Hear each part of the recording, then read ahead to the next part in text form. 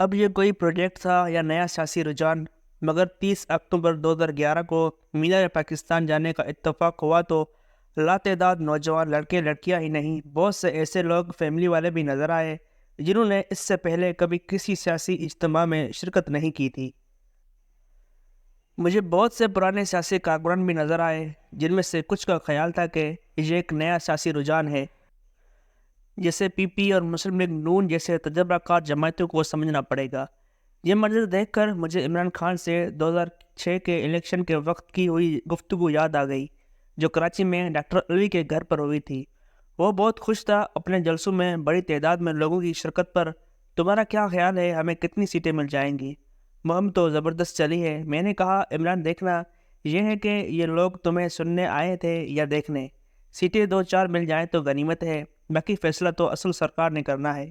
اسے یقین نہ آیا اور کہتے ہیں جب وہ الیکشن سے پہلے جنرل پرویز مشرف سے ملنے گیا اور یہ آخری ملاقات ثابت ہوئی تو جنرل احتشام ضمیر کے ہاتھوں میں ایک فہرست تھی جس میں صرف عمران خان کا نام پی ٹی آئی کے آگے لکھا تھا، وہ بھی میاں والی سے۔ یہ بات اس ملاقات میں شریک عمران خان کے ساتھ جانے والے اور پارٹی کے سیکرٹری جنرل معراج محمد خان محروم نے مجھے خود بتائی۔ آج اس بات کو کئی سال ہو گئے ہیں۔ پاکستان تحریک انصاف جب وجود میں آئی تو ابتدا میں زیادہ تر سیاسی طور پر کم تجربہ کار لوگ تھے۔ معراج بھی بعد میں آئے، کسی حد تک نجیب ہارون، حامد خان اور چند ایک اور، مگر 2011 کے جلسے کے بعد پنجاب میں ایک الارم سا سنائی دینے لگا۔ مجھے یاد ہے ایک بار خواجہ سعد رفیق نے اپنی پارٹی اور میاں صاحب سے کہا اس رجحان کو نظر انداز نہ کریں، جو آج کرکٹر عمران کو دیکھنے آئے ہیں کل اس کے سیاسی کارکن بھی بن سکتے ہیں۔ بینظیر بھٹو کی شہادت نے ایک بڑا سیاسی خلا پیدا کر دیا تھا۔ 2007 سے 2013 تک پی پی مسلم لیگ نون کے درمیان محبت اور جنگ والے تعلقات نے پی ٹی آئی کے لیے پنجاب میں راستے کھول دیے۔ عمران کی مقبولیت میں اضافہ ہو رہا تھا، تاہم پارٹی میں آہستہ آہستہ دوسری جماعتوں کے لوگوں کی آمد شروع ہو گئی۔ عمران نئے آنے والوں سے بہت متاثر نظر آ رہے تھے، جن میں خاص طور پر جہانگیر ترین، علیم خان، پرویز خٹک وغیرہ۔ میں نے ایک بار نئی ملک محروم سے، جو عمران سے بہت قریب تھا، کہا لگتا ہے پارٹی کو بھائی لوگوں نے گود لینا شروع کر دیا ہے۔ وہ زور سے ہنسا اور کہا پارٹنر کپتان کو نہیں سمجھ آ رہا۔ عمران سے 2013 میں بڑی سیاسی غلطی عام انتخابات سے پہلے پارٹی کے انٹرا پارٹی الیکشن کروانا تھے، جس میں واضح طور پر شاہ محمود قریشی اور ترین گروپ سامنے آئے۔ حامد خان نے دھاندلی کا الزام لگایا اور پھر عمران نے جسٹس وجیہ الدین، جو پی ٹی آئی کے چیئرمین الیکشن کمیشن تھے، سے تحقیقات کو کہا تو بات ثابت ہو گئی کہ دھاندلی بھی ہوئی اور پیسہ بھی چلا، اور انہوں نے الیکشن کو کالعدم قرار دیا۔ مگر اس وقت خان نے ترین کا ساتھ دینے کا فیصلہ کیا۔ آج جب سپریم کورٹ میں حامد خان کو عمران خان کا دفاع کرتے اور ترین کو اس پر الزام لگاتے دیکھتا ہوں تو سوچتا ہوں کاش خان اپنے پرانے ساتھی کی بات مان جاتا۔ 2013 کے انتخابات میں پی ٹی آئی کو بڑی کامیابی ملی، مگر حکومت مرکز میں نہیں بن پائی۔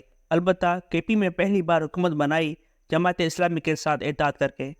4 حلقے کھولنے کے مطالبے کے بعد 124 دن کے دھرنے تک کے احتجاج کے پیچھے خاصی حد تک جنرل ظہیر اور جنرل پاشا جیسے لوگوں کا ہاتھ نظر آتا ہے، جو عمران کو وقت سے پہلے اقتدار دلانے سے زیادہ نواز شریف کو گرانا چاہتے تھے، جبکہ عمران اور پی ٹی آئی کی مقبولیت تو بڑھ رہی تھی۔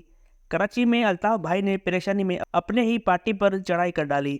مجھے آج بھی یاد ہے گورنر سندھ ڈاکٹر ارشد العباد کو گورنر پنجاب جناب محمد سرور نے خفیہ پیغام الطاف بھائی کے لیے دیا کہ 2 دن کے لیے کراچی بند کر دیں، میاں صاحب کی حکومت گئی۔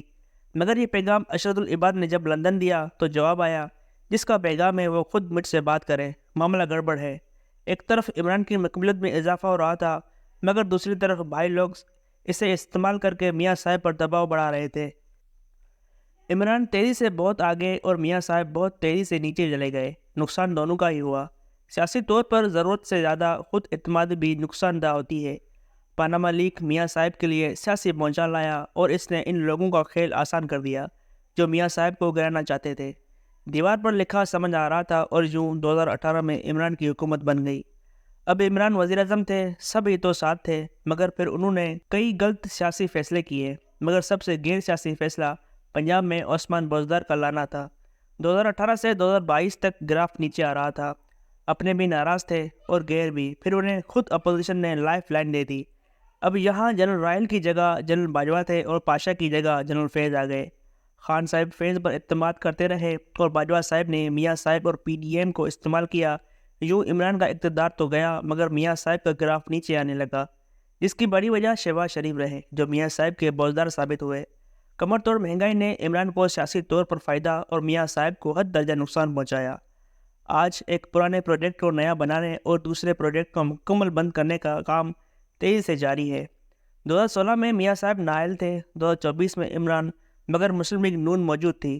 آج نہ عمران برداشت ہے، نہ بلا، نہ پی ٹی آئی، اور یوں 2024 کا الیکشن -2 کے پروجیکٹ کے ساتھ تیار ہو رہا ہے۔ ایسا خیال جاری ہے کہ کپتان کے لیے کوئی راستہ نہ رہ پائے۔